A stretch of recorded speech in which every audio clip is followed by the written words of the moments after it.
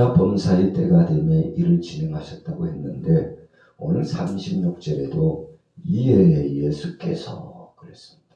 자, 이에 예수께서 모든 상황이 이제는 다 준비되었다는 것입니다. 마침내 일을 진행할 아주 중요한 그런 과정만 남았다는 것입니다. 무슨 일입니까? 예수님께서 십자가를 지시고 못 박혀 죽으셔야 되는 십자가의 중한 무게감이 예수님께 더 가까이 다가옴을 느끼셨습니다. 예수님은 인성과 신성을 지니신 분입니다.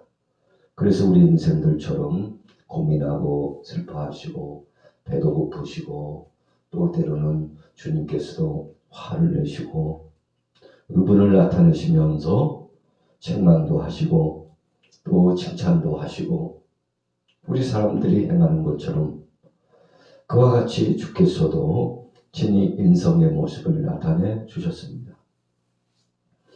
그분은 하나님이시지만 높고 높은 보좌를 버리시고 이 땅에 우리를 위하여 십자가에 못 박혀 죽으시고자 내려오셨습니다. 그래서 그분이 철저하게 비하되신 거죠.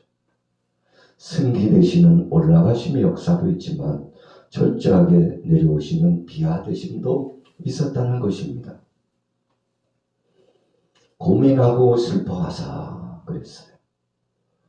예수님께서 십자가의 무게감을 느끼시면서 굉장히 힘드셨다는 것입니다.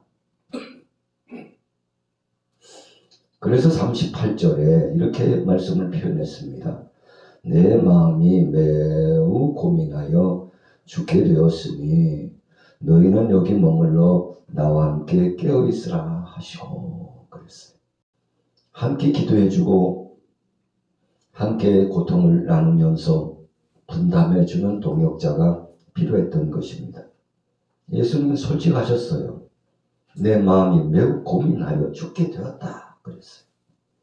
여러분, 우리가 몸이 곤고하고 힘들면 힘든 대로, 또 쾌활하고 기쁘면 기쁜 대로, 즐거움이 있든지 슬픔과 낭망이 있든지 간에 따지지 않고 모든 것을 하나님 앞에 나와서 토로하고 내어놓습니다.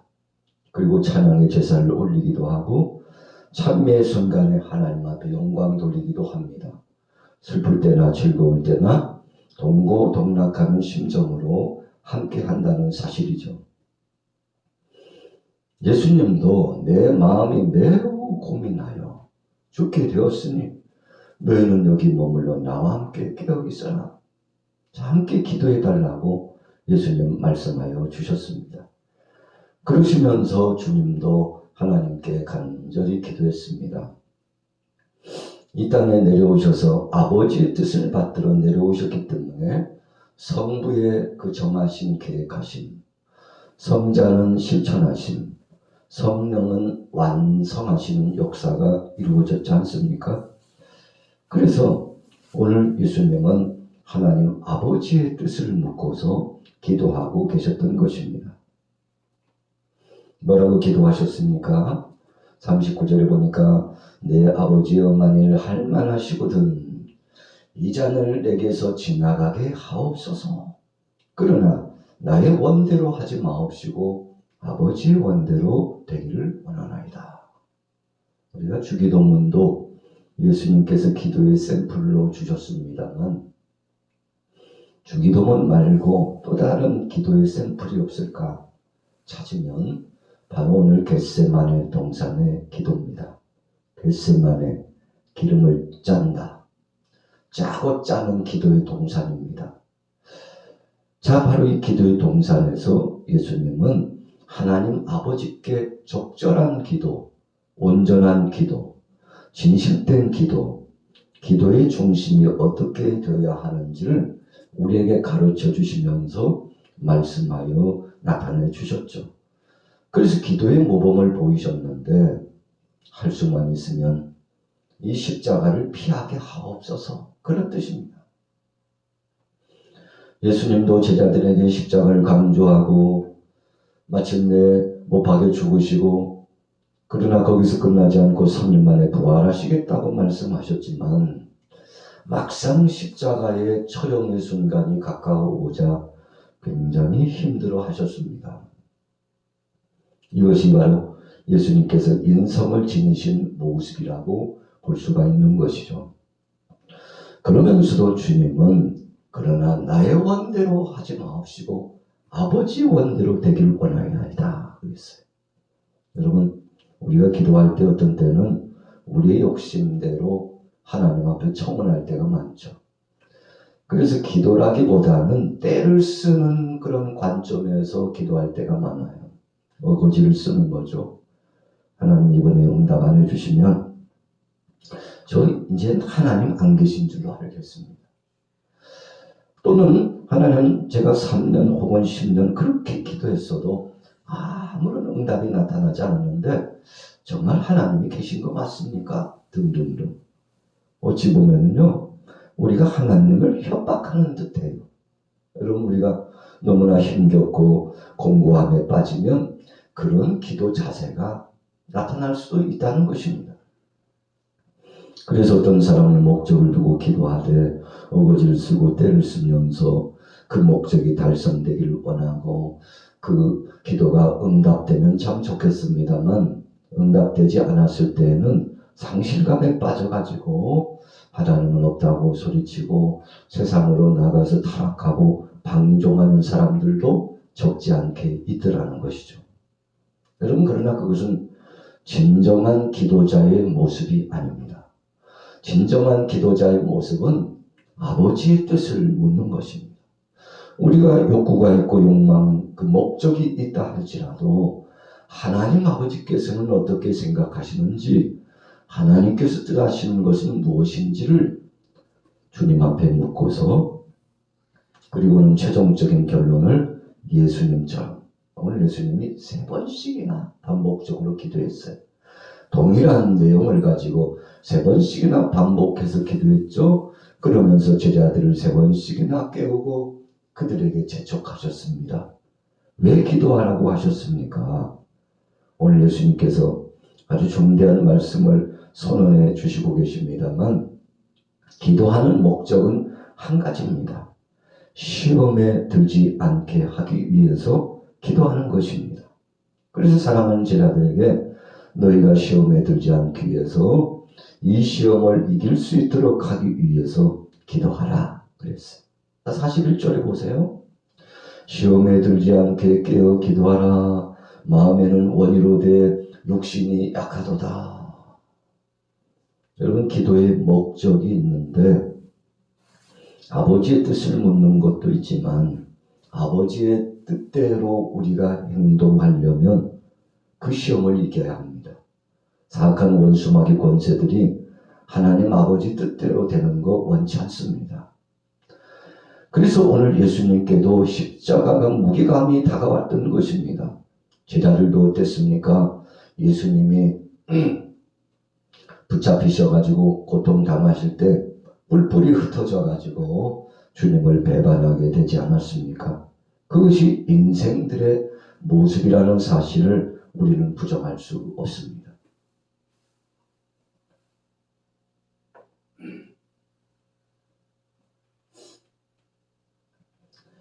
자, 제자들이 이제 최후의 결과를 보면 기도하지 않았기 때문에 인간적인 방법으로 저들이 처신을 합니다.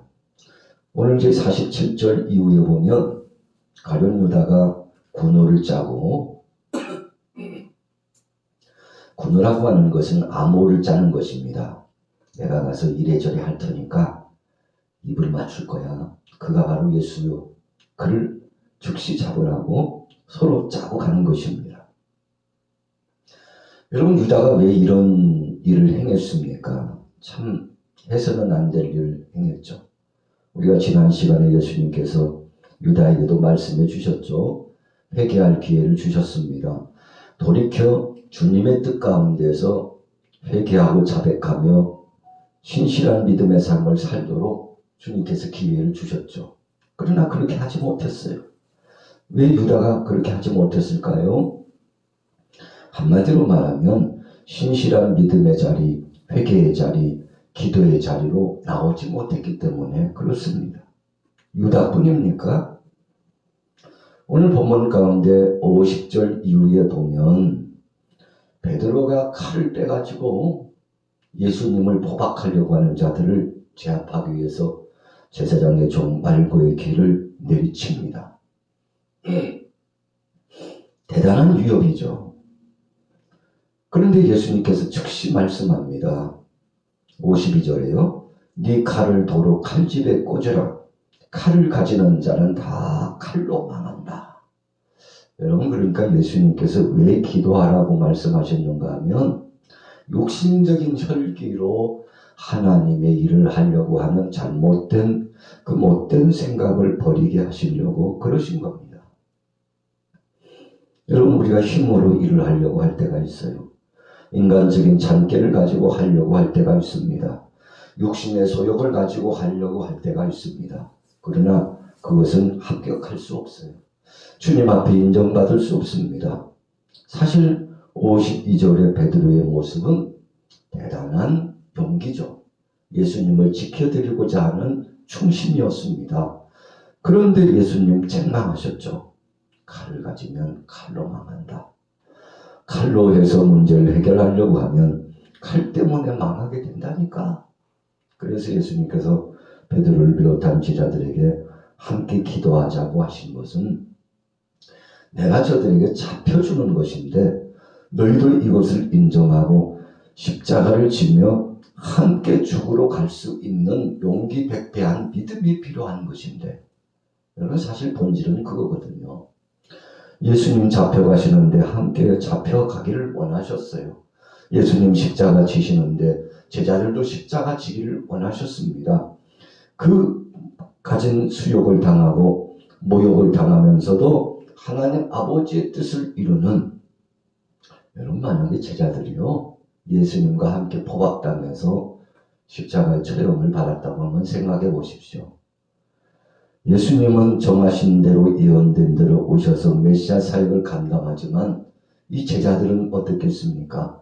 이 제자들은 하나님의 영광을 볼 수 있는 놀라운 기회였죠. 아마도 예수님 부활하실 때 같이 부활할 수도 있는 놀라운 기적을 체험했을 수도 있었을 겁니다. 왜 그렇습니까?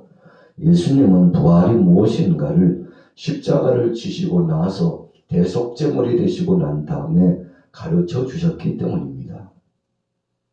그래서 어쩌면 예수님은 제자들이 함께 십자가를 지고 모든 질고를 같이 담당하게 되기를 원하셨을 겁니다. 그러나 제자들 그렇게 같이 주님과 사역을 똑같이 발맞춰 이루어 나가지 못했습니다. 왜 그랬습니까? 우리 주님 말씀한 대로 시험에 넘어졌기 때문에 그렇습니다. 베드로는 칼로 해결하려고 했지만 예수님께 책망을 받았습니다. 그 이후에 예수님이 잡혀가신 이후에 어떻게 됐습니까? 참 치욕적인 내용입니다만 오늘 본문의 결론이죠. 56절에 한번 보세요. 자, 여러분, 기도하지 않은 결과는 그렇게 된 것입니다. 그래서 오늘 예수님께서 41절에 함께 기도하자. 시험에 들지 않게 깨어있어 기도하자. 너희가 욕심이 약하구나. 주님께서 긍휼히 여기시면서 이제는 자고 쉬라. 45절에 보라 때가 가까웠으니 인자가 죄인의 손에 팔리느니라. 여러분, 예수님 혼자 십자가 지시러 가셨습니다. 제자들 얼마나 장담을 했습니까? 주님 앞에 혼장담했었죠. 그러나 아무도 예수님 뒤를 쫓아가는 제자들은 없었다고 성경은 분명히 말씀합니다.